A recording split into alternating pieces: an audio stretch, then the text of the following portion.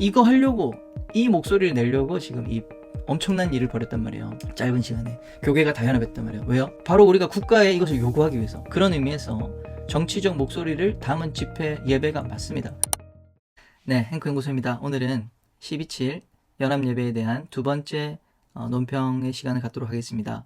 우리 12.7 연합예배에 대한 많은 비판 가운데 또 두드러지게 드러났던 것은 바로 기독교 정치 집회, 우리 기독교를 빙자하여, 예배를 빙자하여 정치 집회를 한다. 그것에 대해서 비판을 했죠. 이렇게 막 세를 모아서, 우리 기독교에 힘을 모으고 세를 모아가지고 이것을 뭔가 과시하는 듯한 이제 그런 차원으로 해석을 하면서 이 정치 집회를 왜 예배라는 이름으로 하느냐, 이제 그런 문제가 있었죠. 자, 그것에 대해서 한번 평가해 보도록 하겠습니다. 자, 먼저 이제 이런 비평이 있었죠. 우리 대표적인 우리 기독교 윤리실천 운동이라고 하는 단체인데요. 예배와 기도회를 빙자한 정치 집회를 공교회 차원에서 진행하는 것은 어리석은 일입니다. 라고 12.7 연합예배에 대해서 이렇게 직격탄을 이렇게 날렸습니다. 90년대인가요? 상당히 원래 시작할 때는 좋은 취지와 의미를 가지고 우리 기독교 교회가 세상 가운데 어떤 역할을 해야 되느냐, 사회 참여의 기치를 들고 아주 새로운 또 신선한 그런 운동으로 시작했는데, 지금 세월이 지나면서 상당히 많이 인본주의적인 성경과 복음을 수호하고 교회를 어떻게 보면 파괴하는 방향으로 좀 가고 있지 않은가, 이제 그런 생각이 듭니다. 그래서 사실 이 논리 안에서 많은 사람들이 평가하고 비판했어요. 정치 집회다 뭐 이렇게 얘기하면서, 아니 우리가 아니라고 하는데 정치 집회라고 막 프레임을 씌우는 이제 그런 거죠. 그래서 이것이 이제 선언이 발표된 이후에, 성명서 나온 이후에 대형교회에서 대표적으로 우리들 교회 김양재 목사님, 또 지구촌 교회, 이제 이런 큰 교회에서 후원을 이제 중단시키는, 그리고 뭐 이동호 목사님이죠, 자기 이름을 빼달라, 이제 이런 식의 사실은 또 수모를 당하는 그런 일들도 있었습니다. 자, 기독교 윤리 실천 운동. 근데 너무 재밌는 걸 봤어요. 예배와 기도회를 빙자한 정치 집회를 공교회 차원에서 진행하는 것은 어리석은 일이다 했는데, 같은 이제 웹사이트에 이 기독교 윤리 실천 홈페이지에 나와 있는 거 2024년 즉 9월 7일 그리고 8월 21일에 올렸는데요. 2024년 9월에 바로 한 달 전에 기후정의주일 연합예배, 이런 예배라는 이름, 네, 기도회와 예배라는 이름을 내걸고 뭘 하고 있습니까? 기후정의. 네, 기후가 아니라 세상을 바꾸자 그랬죠, 오른쪽에는. 여러분 조금 아시는 분들은 이 기후 아젠다를 가지고 소위 이 리버럴, 그러니까 진보와 이 좌파, 진보 세력에서 정치 이념과 이데올로기 도구 중에 하나죠. 기후 문제로 여러 가지 정치적인 목소리를 내는 방법 중에 하나가, 아젠다 중에 하나가 바로 기후인데요. 어디서 했습니까? 사랑빛 교회, 이런 교회에서, 그러니까 기독교인을 대상으로 이제 모집을 하는 거기 때문에 연합 예배라는 이름으로, 아니 본인들이 하면 로맨스고 남이 하면 불륜인가? 이제 딱 그 말이 맞는 거죠. 본인들은 한 달 전에 기후 정의, 세상을 바꾸자, 기후를 통해서 기후의 문제를 제기해서 대기업을 흔들고, 대기업이 왜 기후를 존중하지 않냐, 기후에 대해서 세금을 내라, 기후에 대해서 빨대 같은 거 쓰지 마라, 다 대기업 공격하는 논리죠. 화석연료 쓰지 마라, 막 그런 거 있잖아요. 그래서 막 지금 유럽이나 미국에는 화석연료 시위한다고 도로에 출퇴근길에 사람들이 들어놓고 막 시위를 하는 것들도 종종 볼 수 있는데요. 또 강력한 이 좌파의 정치 이데올로기죠. 자, 이것을 지금 교회 안에 들여오고 있는 거죠. 좌파 이데올로기를 우리 교회 안에 가지고 오는 식으로 해서 기후정의 주일 연합예배. 본인들은 지금 한 달 전에 이거 해놓고 지금 우리가 동성애와 동성결혼법을 막고 차별금지법을 막는, 이러한 또 우리 자녀 세대의 타락과 음란, 창조질서 파괴를 막는 우리 목소리를 낸다고 해서 뭐라고 했죠? 정치 집회, 네, 예배와 기도회를 빙자한 정치 집회를 공교회 차원에서 진행하는 것은 어리석은 일입니다. 아니 지금 너무 내로남불이잖아요. 자기들은 하고 다른, 자기와 이 정치적 입장이 다른, 또 이데올로기와 이념과 어떻게 보면 다르죠. 네. 보수적인 전통적 가치를 지키자는 이런 성경적 운동에 대해서는 지금 어리석은 일이다. 어디 감히 예배와 기도회를 빙자해서 정치 집회를 하느냐, 본인들은 하면서 정말 우리가 이것을 잘 봐야겠습니다.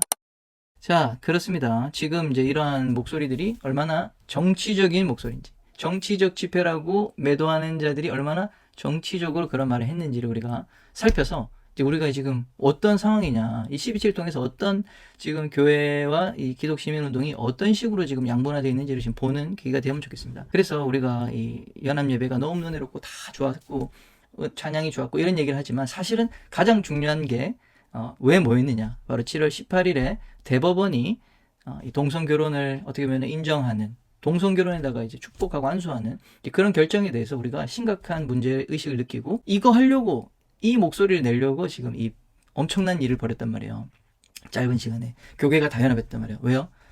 바로 우리가 국가에 이것을 요구하기 위해서, 그런 의미에서 정치적 목소리를 담은 집회 예배가 맞습니다. 자, 그래서 우리가 지금 집회 잘했고 예배 잘했는데 다시 한번 우리 필요합니다. 이걸 왜 했느냐? 우리가 한번 복귀해 봅시다. 12.7 서울 선언문이라는 게 있었습니다. 우리 12.7 서울 선언문, 우리 1000만 기독교 크리스찬들이 한 목소리로 이렇게 국가에 요구한다. 그래서 제가 썸네일에 대통령 국회의원 투표를 위한 기준이라고 했는데요. 왜냐하면 우리가 이 기준을 통해서 정치 지도자를 뽑겠다. 우리는 이러한 가치를 존중하는 자들을 우리는 국가 지도자가 되었으면 좋겠고, 국가 지도자들은 이러한 요구를 따라줬으면 좋겠다. 이제 이 말을 한 것이기 때문입니다. 그래서 짧은 우리 영상이지만은 계속해서 전달해 주세요. 이 영상을 많이 봐야 돼요. 뭐 찬양 좋아하는 거 다 좋은데 사실은 찬양은 뭐 더 좋은 유튜브 많죠. 근데 정말 중요한 것은 서울 선언문입니다. 12.7 서울 선언문. 같이 한번 들어보시죠. 우리의 요구 첫째, 정부는 동성결합을 사실혼 관계와 같게 취급하려는 국민건강보험공단의 업무 처리 지침을 즉각 개정하기 바랍니다. 둘째, 법원과 헌법재판소는 성전환 수술 없는 성별 정정을 허용하거나 동성결합 합법화의 길을 여는 판결을 하지 말 것을 촉구합니다. 셋째, 국회는 남자와 여자 이외에 제3의 성젠더를 인정하는 포괄적 차별금지법 또는 평등법 같은 악법은 제정하지 말 것을 요구합니다. 아멘.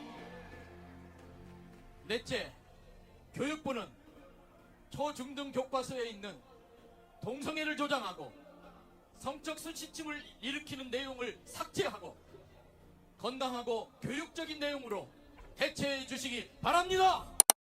우리의 요구 이 네 가지를 이제 들었습니다. 우리 잘 요약해보면요. 정부는 동성결합을 사실혼 관계와 같게 취급하려는 국민건강보험에 위법한 자격관리 업무 지침을 즉각 개정하라. 지금 동성결혼을 사실혼으로 이렇게 인정해버리는 거 지금 사법부가 그렇게 했죠. 그래서 법원재판소는 두 번째, 성전환 수술 없는 성별 정정을 허용하지 말고 동성결합 합법화를 여는 판결하지 말라. 앞에 거는 여러분 성전환 수술 안 했는데 성별 정정을 허용한다. 정신적인 문제로 나는 여성이라 생각하면 남자가 여성 된다. 이거 완전히 미친 법이죠. 그래서 이게 통과된 나라들이 많이 있습니다. 그런 나라에서 1년에도 여러 번씩 남자에서 여자 이게 신청서 쓰기만 하면 무조건 남성 됐다 여성 됐다. 완전히 국가 사회를 무너뜨리는 그런 건데 이게 성혁명이죠. 네, 뭐 자세한 설명은 다른 영상을 통해서 하겠고요. 자, 세 번째, 국회는 남자 여자 외에 제3의 성 젠더를 인정하는 포괄적 차별금지법 또는 평등법 같은 악법은 제정하지 말라. 남녀 외에 다른 성을 얘기하면서 그걸 인정 안 하면 차별이다, 평등을 어겼다 이래가지고 네, 교회가 목소리 내지 못하게, 기독교인의 가치를 말하지 못하고 우리 신앙교육하지 못하게 하는 거 막아달라. 네 번째, 교육부가 초중등 교과서에 있는 이 동성애 조장하는 그런 내용들 바꿔달라. 요 네 가지입니다. 요약하면 국가라 하면 이제 국회의원들이죠. 입법부, 행정은 우리 정부, 뭐 교육부 같은, 그다음에 사법은 우리 대법원 포함한 모든 이제 이 재판, 법원이고요. 그래서 국가는 전통적인 성과 결혼 그리고 가정의 가치를 파괴하는 법을 만들지도 말고 시행하지도 말고 그렇게 판결하지도 말라. 이게 우리가 이 110만이 그 자리에 모이고 또 온라인 폼에서 200~300만이 기독교가 모여서 그렇게 예배한 핵심 이유가 바로 이러한 악법을 막아달라. 악법은 절대로 우리가 받아들일 수 없다라고 하는 정치적 목소리를 요구한 것입니다. 그래서 이것이 우리의 요구다. 짧은 시간이지만 여러분 이것을 우리 기억해야 됩니다. 이것을 알려야 됩니다. 이 목소리를 그 현장에서 100만 명이 넘는 사람이 함께 했다는 겁니다. 자, 행크 표입니다. 정리해 보겠습니다. 자, 그러면 교회가 정치적 집회를 개최했습니까? 아닙니다. 교회가 사회 문제에 관해서 침묵하지 않고 성경적인 창조 질서, 하나님의 여러분 진리의 말씀을 선포한 거예요. 사회가 이 하나님의 창조 질서를 깨트리는 방향으로 가니까 아닙니다. 성경적 창조 질서, 남자와 여자, 가정, 이런 성별 문제, 결혼의 문제, 하나님의 창조 질서대로 하십시오. 하나님의 이름이 거룩히 여김을 받도록 우리는 목소리를 내고 선포를 한 것입니다. 기독교인들이 우리 종교적 목적을 가지고 모인 것은 종교 집회죠. 종교 목적의 모임이죠. 여러분 정치 집회라 하면 전혀 다른 얘기예요. 정치 집회로 인정 못 받습니다. 종교인들이 모여서 종교적 목적을 가지고 종교 행위를 했는데 어떻게 정치 집회가 됩니까? 정치적 집회를 한 것이다. 여러분 틀린 얘기입니다. 자, 그러면 두 번째 이야기죠. 그러면 교회가 정치에 참여했는가? 이렇게 얘기하는 것이 옳겠습니다. 그렇습니다. 교회는 정치적 목소리를 낸 것이 맞습니다. 대법원의 불법적인 동성결혼 인정 만행이죠. 이건 완전 만행입니다. 불법이에요. 예, 입법 법도 없는데 지금 사법부에서 결혼 정의가 남자와 여자의 결합인데 이 남자를 결혼으로 인정한 것과 마찬가지의 그 판결을 낸 것이죠. 그렇기 때문에 그 불법적인 사법부, 대법원 재판관들의 이 불법들, 이 만행을 규탄한다. 동성결혼은 이들이 법도 없는데 왜 자기 마음대로 안수를 해줍니까? 인정을 해줍니까? 안 되죠. 잘못한 거죠. 입법부의 권한을 침해한 것입니다. 그리고 사회 통념, 윤리, 이 기준과 전혀 맞지 않는, 상식에 맞지 않는 자기들의 정치 이념과 이데올로기적인 판결을 내린 거예요. 이거는 우리가 당연히 규탄해야죠. 이 대한민국이라는 국가를 유지 존속시키기 위해서 너무너무나 교회가 이것을 침묵하지 않고 또 이것에 무지하지 않고 깨어서 목소리를 낸 것입니다. 국회의 악법 제정 저지, 우리 확실하게 이것에 대해서 우리는 타협하지 않고 배수진을 치고 우리는 절대 인정할 수 없다. 천만이 우리는 인정하지 않겠다라고 얘기한 것이고요. 또 행정부, 교육부죠. 행정부가 이제 교육부를 관리하는데 교과서 교육 정책 같은 것, 또 건강보험, 업무 지침 같은 것에 대해서 구체적으로 문제점을 제기하면서 그거 바꾸면 안 됩니다. 사회 윤리가 무너지고 붕괴되는 방향으로 하는 것 안 됩니다. 라고 구체적인 문제를 아주 전문적이고 구체적으로 이야기를 한 것입니다. 물론 교회 안에 다 있잖아요. 우리 좌파 이념도 있고 우파 정치 이념이 있습니다. 근데 이 좌우 이념을 넘어서 성경적 기준이 뭐냐? 다른 건 몰라도 우리 결혼과 가정은 우리 창세기 2장에 하나님이 창조하신 질서 아니에요. 성경적 창조 질서에 관한 부분, 성경적 기준에서 하나님의 이 뜻을 붙들고 정치적 목소리를 낸 것입니다. 너무너무나 잘한 것이라고 저는 생각합니다. Politics for Christ. 우리 그리스도를 위해서 정치 참여해야죠. 그리스도를 위해서. 마찬가지로 우리 비즈니스 영역을 우리 그리스도를 위해서 일해야 되지 않겠습니까? 모든 우리 비즈니스맨들이 바로 하나님의 영광, 그리스도의 영광을 위해서 사업을 하는 것처럼 이 정치 영역에 그리스도의 영광이 비칠 수 있도록 우리가 목소리를 낸 것이라고 생각합니다. 자, 세 번째, 교회의 정치 참여가 가능한가? 이거에 대한 질문이 있겠죠. 교회는 정치 참여하면 안 된다. 국가의 일에 개입하면 안 된다.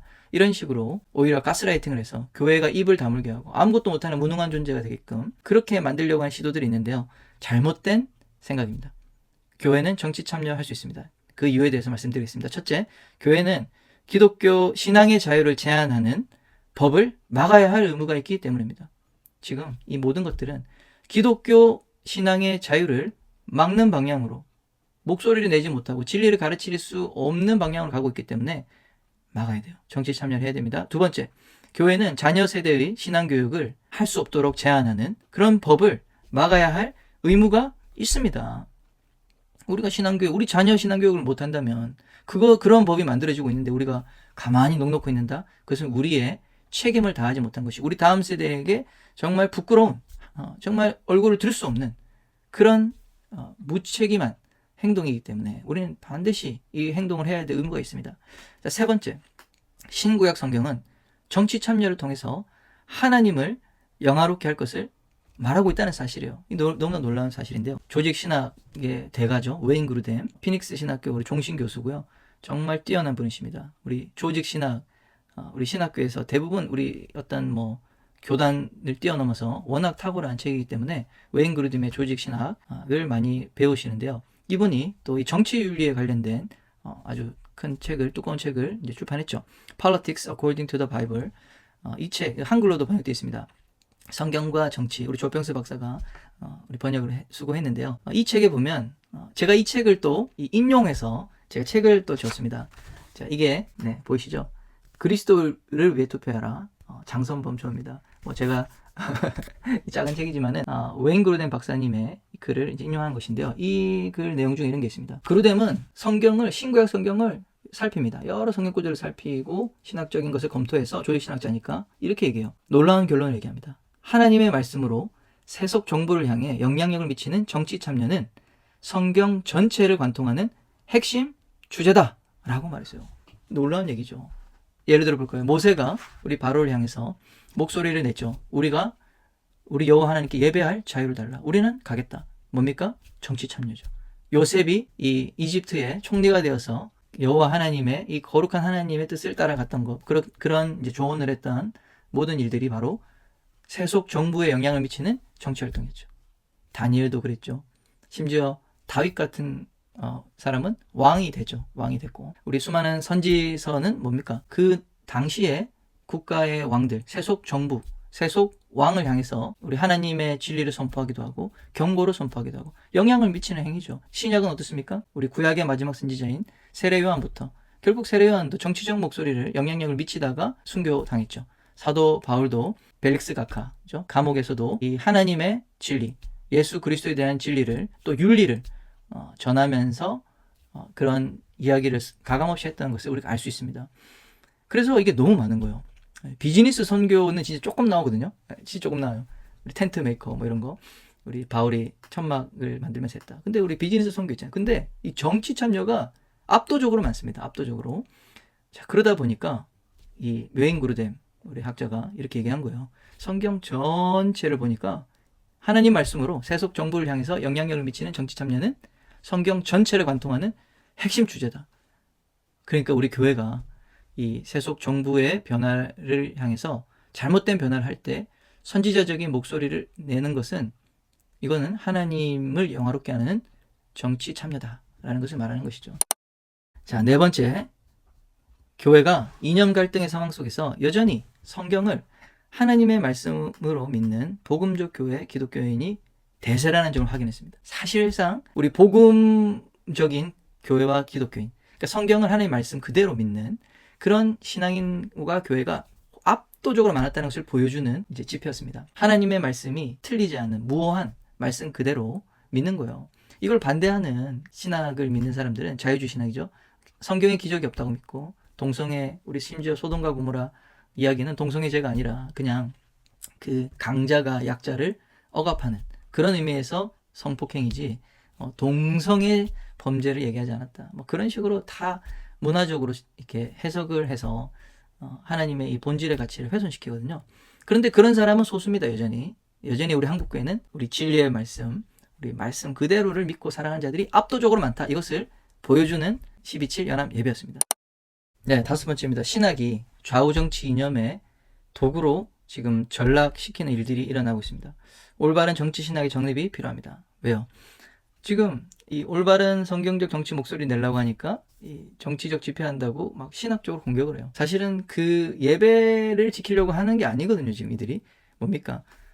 이 정치적 목소리가 마음에 안 드는 거예요. 이렇게 동성애 반대하고 동성결혼 반대, 이 법제화하는 것을 반대하는 이 행동, 이 정치적 입장이 다르다 보니까 그거를 신학을 통해서 이렇게 신학을 정치 이념의 도구로 만드는 거. 그러면서도 또 한편으로 정치적 목소리 내면 안 된다라고 이렇게 얘기하는 거. 올바른 정치 신학의 정립이 없으니까 이 주최 측도 우리는 정치와 무관합니다. 막 이렇게까지 얘기했단 말이에요. 그러니까 정치에 무관하다 그러니까 또 그거는 또 정확한 말은 아니거든요. 물론 그 뜻은 이해하지만 저들이 주장하는 거에 대해서 반박하기 위해서 한 거지. 그러나 우리의 요구는 있습니다. 그렇죠? 정치적 목소리를 낸 것입니다. 그런데 그것이 잘못된 것이 아니고 우리 숨겨야 될 것이 아니라 우리는 정당한 요구를 할 권리가 있습니다. 그리고 하나님을 영화롭게 하기 위해서 정치 영역에 우리가 무관심해서 안 되고 참여를 해야 되는 거죠. 참여를 해야 됩니다. 그 구체적인 올바른 성경적인 정치 참여 신학의 정립이 지금 필요합니다. 이게 지금 좌우 어떤 이념, 보수와 진보의 이념이 충돌하는 게 되게 되는데 사실상 우리가 정치 참여를 한다는 것은 어떤 우리가 이데올로기의 도구가 되지 않는 것이 아니라 우리의 신앙, 복음적 신앙, 그리고 교회, 신앙과 교회를 지키도록 보호하도록 하는 정치 영역의 선교 활동으로서 우리가 해야 되죠. 정치가 그것을 허물어뜨리려고 할 때 우리가 정치 영역에 마치 방파제를 만들어서 우리의 신앙의 자유를 지키고 우리 다음 세대에 전도할 수 있는 그런 자유를 지켜내는 복음 전도를 위한 정치 영역의 영역 선교가 돼야 된다라고 저는 생각을 합니다. 그렇게 하기 위해서는 올바른 정치 신학의 정립이 필요하다. 왜 합니까? 우리 기독교 윤리 실천 왜 합니까? 기독교 윤리 실천하는데 교회를 허물어뜨려요. 그러면은 안 하는 게 낫죠. 6번째입니다. 우리 이번 12.7은 좌우 정치 사상의 문제에서 신앙과 성숙의 문제가 중요하게 여겨지는 그런 행사였습니다. 기독 지식인들이 또 기독교 시민 활동가들이 결정적 순간에 실수를 하고 결정적 순간에 이 연합을 오히려 방해하는 그런 일이 있었습니다. 분열시킨 거죠. 이런 인본주의적인 그런 단체뿐만이 아니라 보수 우파 지식인을 포함합니다. 좌냐 우냐 이런 문제가 아니라 보수지만은 뭡니까? 자신을 드러내려고요. 나 자신을 드러내려고 하니까 어떻게 됩니까? 함께 연합해야 될 때 함께 힘을 모아야 되는데 분열하는 자가 돼요. 분열하는 자가 돼요. 지금까지 이런 동성애 법제화 문제가 심각하다라고 얘기했음에도 불구하고 결정적인 우리 한국교회가 다 같이 연합하여 모이는 이 위중하고 엄중한 때에 자신이 옳고 자기가 똑똑하다는 것을 드러내기 위해서 이것을 비판하고 분열하는 자가 됐다. 그래서 이 절대 자신을 높이면은 연합이 안 됩니다. 오직 하나님만 높이고자 하고 우리 자신을 낮추면 어떻게 되죠? 아름다운 연합이 일어납니다. 어떤 사상의 문제, 이념, 이데올로기의 문제가 맞긴 하지만 그러나 그것을 넘어서 우리의 신앙과 성숙 차원의 문제가 해결이 안 되면 결정적 순간에 우리는 하나님의 뜻을 이루지 못한다. 하나님의 뜻을 대적하는 자리에 설 수가 있다라는 점을 꼭 기억했으면 좋겠습니다. 바리새인과 서기관들이 하나님 말씀을 그토록 사랑하고 달달 외우지만 그들이 자기의 의가 죽지 않았을 때 예수님을 보고 그 말씀의 본체이신 예수님을 자신이 알고 있는 성경 지식으로 죽였다는 사실을 우리가 기억하면서 우리가 겸손해야 되겠습니다. 7번째, 기독 시민운동, 기독 윤리운동의 한계를 보았습니다. 교회를 지키고 복음 전도의 자유를 보호하는 기독 시민운동이 필요하다. 여러분, 기독 시민운동, 기독 윤리운동, 교회를 지키지 못하고 전도의 자유를 지키지 못하면 무슨 소용이 있겠습니까? 아무 쓸모가 없습니다. 교회를 파괴하는 기독 시민운동, 기독 윤리운동, 그것은 빨리 없애야 되죠. 그거는 신앙의 자유와 교회의 자유를 저해하는, 이거는 반기독교 운동이에요. 반기독교 윤리운동이에요. 반기독교 시민운동이에요. 철저히 속아내야 된다. 그래서 우리의 자유는 뭡니까? Freedom to preach. 우리는 복음을 있는 그대로, 말씀을 있는 그대로, 진리, 성경 진리 있는 그대로 전할 수 있는 자유가 필요한 겁니다. 그거를 건들지 마라. 그게 없어지면 어떻게 됩니까? 바로 교회는 위축이 되고 교회는 점점 소멸의 길로 갈 수밖에 없죠. 그래서 새로운 기독 시민운동 필요합니다. 그래서 우리 행동하는 크리스찬이 바로 그 일을 위해서, 교회를 지키기 위해서, 교회의 복음을 전할 자유, Freedom to Preach를 위해서 행동하는 크리스찬 우리 선교회 연구소가 시작되었습니다. 여러분 응원해 주시길 부탁드립니다. 마지막 8번째입니다. 그리스도 안에서 복음을 위한 연합, 그 자체는 하나님을 영화롭게 한다는 것이죠. 우리 연합이 나쁜 게 아닙니다. 우리 복음을 위한 연합이면 더더욱 아름답고 하나님을 영화롭게 하는, 우리 수백만이 모여서 함께 찬양하고 예배할 때 그 자리에 눈물 흘리지 않은 사람이 없다고 합니다. 얼마나 감동이 있는지. 복음을 위해, 우리 예수 그리스도의 영광을 위해서 함께 모였다는 것, 그것은 그 자체로 하나님의 응답입니다. 연합은 기적의 역사를 이룹니다. 저는 그것을 믿습니다. 이번 우리 12.7 연합 예배를 통해서 우리 한국교회 정말 하나님의 어떻게 보면 응답을 경험했고요. 우리 10년 동안 이 일을 위해서 싸우신 분들이 있는데 그분들의 눈물의 기도와 헌신의 응답이라고 보고, 또 마지막 때에 하나님 하실 일들을 위해서 이런 일들을 이루셨고요. 이 기도는 하나님께 상달되어서 우리 아시아와 또 저 북한, 저 열방 땅끝까지, 또 우리 서구 교회들, 우리 동성애로 무너진 그런 교회들까지 다시 한번 거룩한 빛을 비추는 그런 통로로 우리 12.7 연합 예배가 쓰임받았다. 저는 그렇게 믿습니다. 이후에 계속해서 우리 대한민국을 정화시키고 거룩한 나라가 되게 하는, 또 건강한 가정을 세우는 그러한 분기점이 되는 놀라운 연합의 예배다. 우리 그리스도를 위해서 계속해서 거룩한 정치 참여, 올바른 정치 참여가 이루어질 수 있도록 우리 행동하는 크리스천도 여러분 응원해 주시고 또 후원해 주시기를 부탁드립니다. 감사합니다.